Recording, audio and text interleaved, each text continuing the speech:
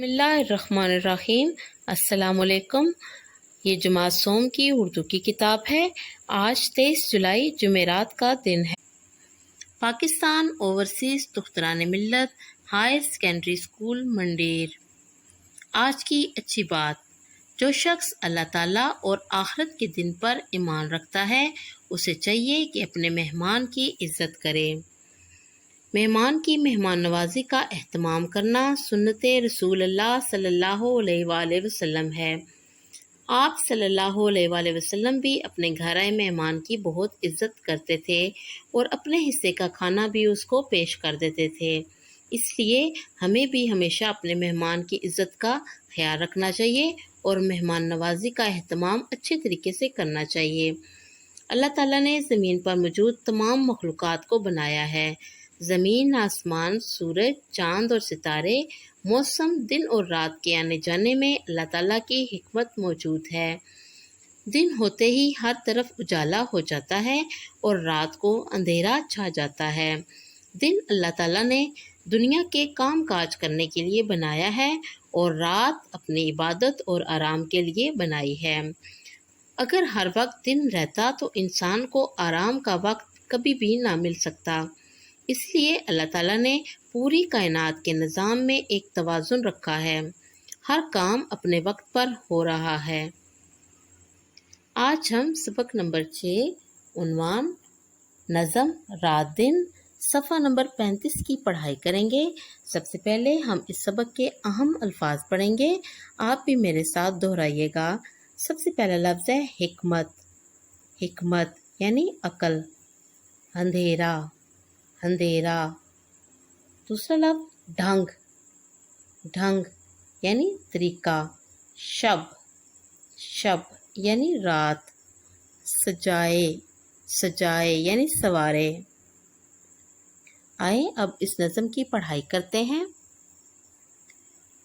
کیسے اللہ نے بنائے رات دن، کیسے اللہ نے بنائے رات دن، کیسی حکمت سے سجائے رات دن۔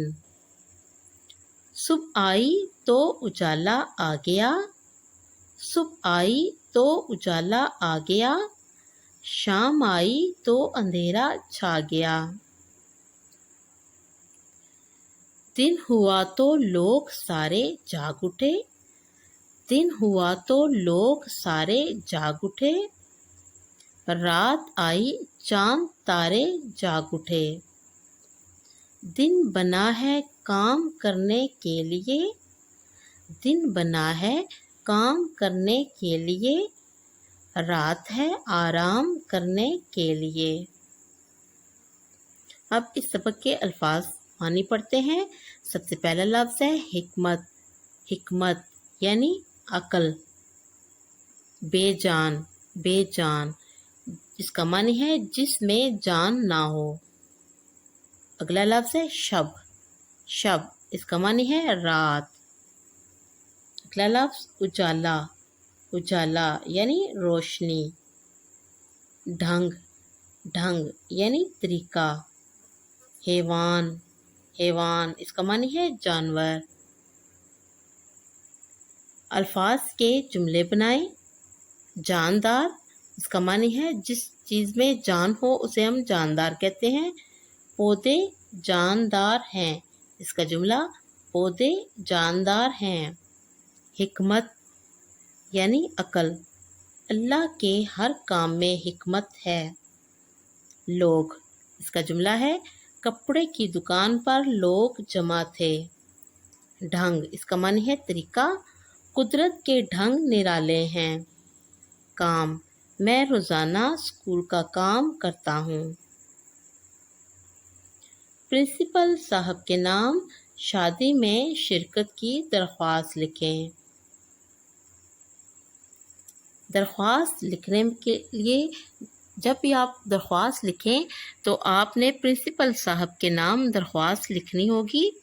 آپ لکھیں گے باخدمت جناب پرنسپل صاحب، اس کے بعد اسکول کا نام لکھیں گے پاکستان اوورسیز دختران ملت ہائر سیکنڈری اسکول منڈیر۔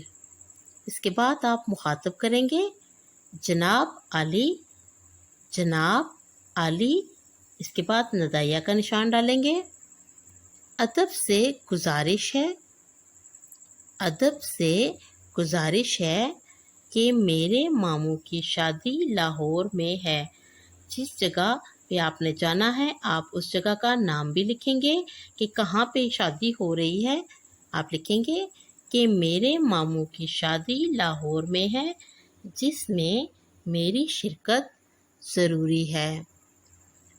پھر آپ تاریخ لکھیں گے، جس تاریخ کو آپ کو چھٹی چاہیے آپ لکھیں گے بارات 24 جولائی اور ولیمہ 25 جولائی کو ہے، یعنی 2 دن کی آپ کو چھٹی چاہیے تو آپ تاریخ لکھیں گے کہ بارات 24 جولائی کو اور ولیمہ 25 جولائی کو ہے۔ مہربانی فرما کر مجھے 2 ایام کی رخصت دی جائے، یعنی آپ کو 2 دن کی چھٹی چاہیے تو آپ لکھیں گے 2 ایام کی رخصت دی جائے تاکہ میں شادی میں شرکت کر سکوں۔ اس کے بعد آپ ان کا شکریہ ادا کریں گے۔ عین نوازش ہوگی، آپ لکھیں گے عین نوازش ہوگی، یعنی آپ کا بہت شکریہ ہوگا۔ العرض، العرض اس کا مطلب ہوتا ہے درخواست گزار۔ آپ کا پیارا شاگرد، یہاں پہ آپ اپنا نام لکھیں گے، جو بھی آپ کا نام ہے وہ آپ اس جگہ پہ لکھیں گے۔ پھر اپنی جماعت کا نام لکھیں گے، جماعت سوم۔ جہاں پہ آپ اپنا نام لکھیں گے اسی لائن میں آپ لکھیں گے وہ تاریخ جس تاریخ کو آپ یہ درخواست لکھ رہے ہیں، یعنی آج 23 جولائی ہے، 23 جولائی کو ہم یہ درخواست لکھ رہے ہیں تو ہم وہ تاریخ یہاں پہ لکھیں گے 23 جولائی 2020۔ اب ہم ریڈر کی پڑھائی کریں گے۔ ہمارا آج کا ریڈر ہے محنت سے جینا چراؤ۔ یہ آپ کی سوم جماعت کی اردو کی کتاب میں موجود ہے۔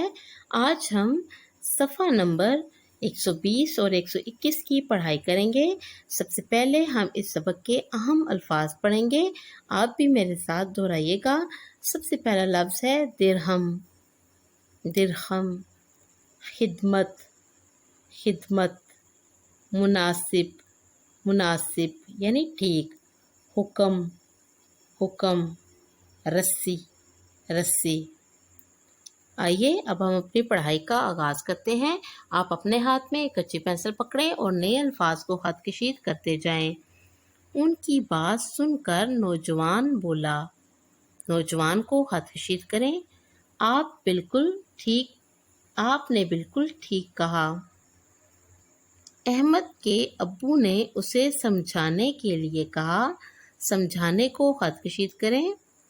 کیا تم جانتے ہو ہمارے پیارے نبی صلی اللہ علیہ وآلہ وسلم کو کسی کا بھیک مانگنا بالکل پسند نہیں تھا۔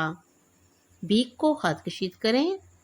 جی ابو جان، ہماری استانی صاحبہ نے ہمیں بھی یہ بتایا تھا۔ احمد بھی بولا۔ استانی صاحبہ کو خط کشید کریں۔ احمد، آپ کی استانی نے بہت اچھی بات بتائی ہے۔ آئیں میں آپ دونوں کو نبی کریم صلی اللہ علیہ وآلہ وسلم کی زندگی سے مانگنے کے بارے میں ایک واقعہ سناتا ہوں۔ واقعہ کو خط کشید کریں۔ ایک بار ایک غریب آدمی پیارے نبی صلی اللہ علیہ وآلہ وسلم کی خدمت میں حاضر ہوا۔ خدمت کو خط کشید کریں۔ غریب آدمی خط کشید کریں۔ اور بتایا کہ اس کے پاس کھانے کے لیے کچھ نہیں ہے۔ بچے بھوکے ہیں، بھوکے کو خط کشید کریں۔ اس کی کچھ مدد فرمائی جائے، فرمائی جائے کو خط کشید کریں۔ آپ صلی اللہ علیہ وآلہ وسلم نے اس آدمی سے پوچھا، کیا تمہارے پاس گھر میں کچھ ہے؟ وہ بولا، اے اللہ کے رسول صلی اللہ علیہ وآلہ وسلم، ایک کمبل اور ایک پانی پینے کا پیالہ ہے۔ کمبل اور پیالہ کو خط کشید کریں۔ اب ہماری ڈائری کا وقت ہو چکا ہے۔ ہماری آج کی ڈائری ہے نظم رات دن اور ریڈر محنت سے جینا چراؤ کی پڑھائی کریں۔ نظم رات دن کے الفاظ مانی، جملے اور شادی میں شرکت کی درخواست چھٹیوں کے کام کے رجسٹر پر لکھیں۔ یہ کام آپ کے رجسٹر کے صفحہ نمبر 12 اور 14 پر موجود ہے۔ میں امید کرتی ہوں کہ آپ کو ہمارے آج کے سبق کی اچھی طرح سمجھ آ چکی ہوگی۔ اب آپ کے لیے ایک اہم پیغام ہے۔ نوٹ فیز 3 نرسری تا چہارم تک جو ویڈیوز آپ کو مل رہی ہیں، اس کے لیے نیا سمر پیک اسکول کینٹین پر دستیاب ہے۔ اب مجھے اجازت دیجیے۔ اللہ حافظ۔